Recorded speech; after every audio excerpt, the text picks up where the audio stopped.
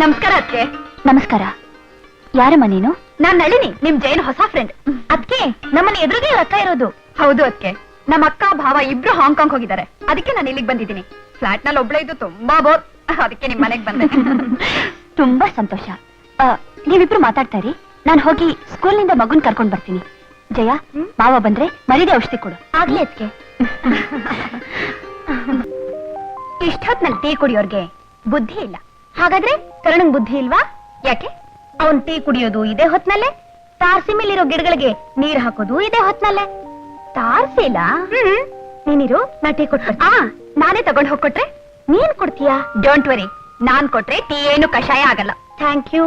ಹಾಗಿದ್ರೆ ನಾ ಬಟ್ಟೆ ಐರನ್ ಮಾಡ್ಬೇಕು. ನೀನ್ ಐರನ್ ಮಾಡ್ತಾ ಇರು, ನಾನು ಬರ್ತೀನಿ.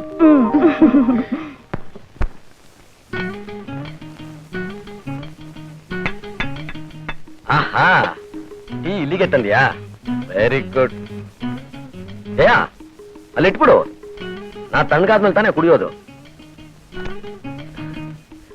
ಜಯ, ನಿನಗೆ ಗೊತ್ತಾ, ನಮ್ಮ ಎದುರುಗಡೆ ಮನೆಗೆ ಒಂದು ಹುಡುಗಿ ಬಂದಿದ್ದಾಳೆ. ಅಬ್ಬಾ, ಅಂಥ ನಾಚಿಕೆಟ್ಟ ಹುಡುಗಿನ ನಾನು ನನ್ನ ಜೀವನದಲ್ಲೇ ನೋಡಿಲ್ಲ. ನಾನು ಯಾರು ಅಂತ ಗೊತ್ತಿಲ್ದೇನೆ ಅವಳನ್ನ ಚುಡಾಯಿಸ್ತಾಳೆ. ಬಸ್ನಲ್ಲಿ ಅವಳು ಪಕ್ಕದಲ್ಲಿ ಕೂತ್ಕೊಳ್ಳೋಕೆ ಕರೀತಾಳೆ. ಯಾರಾದ್ರೂ ನೋಡಿದ್ರೆ ನನ್ ಮಾನ ಹೋಗಲ್ಲ. ಅಷ್ಟೇ ಅಲ್ಲ, ನಾ ರಸ್ತೆಯಲ್ಲಿ ನಡ್ಕೊಂಡ್ ಬರ್ತಾ ಇದ್ರೆ ಸಿನಿಮಾ ಹಾಡು ಹೇಳ್ಕೊಂಡ್ ಬರ್ತಾಳೆ. ಅವಳು ಏನೇ ಮಾಡ್ಲಿ ಪರವಾಗಿಲ್ಲ. ಆದ್ರೆ ಒಂದು ಸಮಾಧಾನದ ವಿಷಯ ಏನು ಅಂದ್ರೆ, ಹುಡುಗಿ ನೋಡೋಕೆ ಮುದ್ದಾಗಿದ್ದಾಳೆ, ಅಟ್ರಾಕ್ಟಿವ್ ಆಗಿದ್ದಾಳೆ, ಸ್ಮಾರ್ಟ್ ಆಗಿದ್ದಾಳೆ.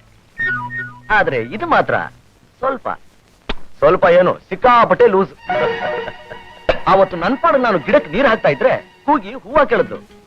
ನಾನ್ ಕೊಡ್ತೀನ, ಸಿಕ್ಕಾಪಟ್ಟೆ ದಬಾಯಿಸ್ಬಿಟ್ಟೆ. ಅವಳ ಪುಣ್ಯ ಚೆನ್ನಾಗಿತ್ತು, ದೂರದಲ್ಲಿದ್ಲು. ಹತ್ರದಲ್ಲಿ ಏನಾದ್ರು ಇದ್ದಿದ್ರೆ ಅವಳ ಜಡೆನ ಹಿಡಿದು ಹಾಗೆ ಮುತ್ತು ಕೊಡ್ತಿದ್ಯಾ?